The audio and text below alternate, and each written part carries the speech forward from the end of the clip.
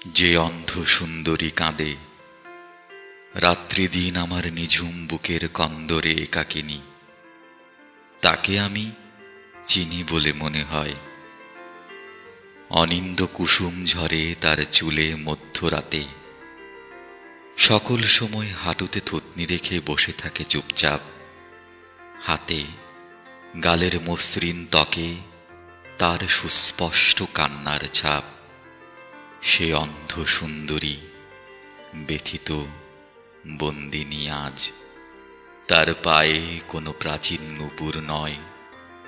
লোহার শেকল বাজে প্রহরে প্রহরে প্রতিষ্ঠিত অন্ধকারে।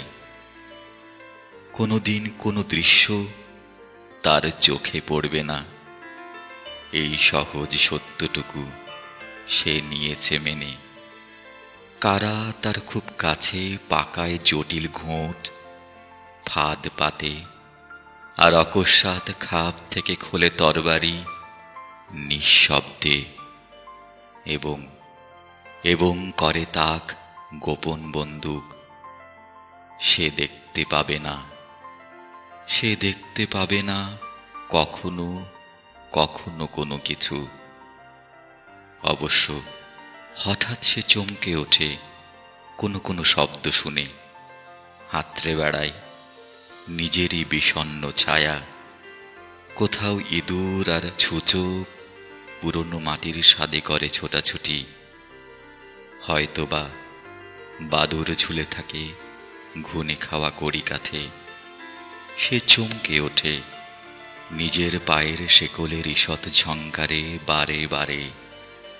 কখনো কখনো এক বিদঘুটে প্রবীণ জল্লাদ দর্পণ দেখাতে নিয়ে আসে সেই অন্ধ সুন্দরীকে। দর্পণের গায়ে হাত বুলোতে বুলোতে রূপসী বন্দিনী সাদা মার্বেলের মতো চোখ মেলে ধুধু চেয়ে থাকে, অপ্রস্তুত এবং বিব্রত। বিদঘুটে প্রবীণ জল্লাদ হো হো করে হেসে ওঠে, যেন প্রচণ্ড তামাশা দেখে ফেলেছে সে অন্ধ কুঠুরিতে অবেলায়। কখনো সানায় অস্ত্র, কখনো বা নিছক হেলায় গলা টিপে হত্যা করার খেলায়, মানে অভিনয়ে মাতে যাত্রার খুনির মতো। তারপর বিকট হাসিতে কাঁপিয়ে সকল দিক হেলে দুলে করে সে প্রস্থান।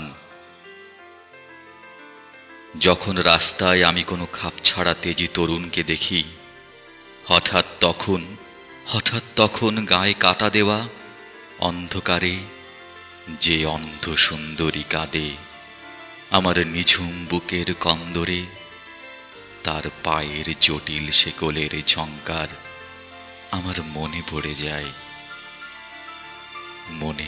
যায়।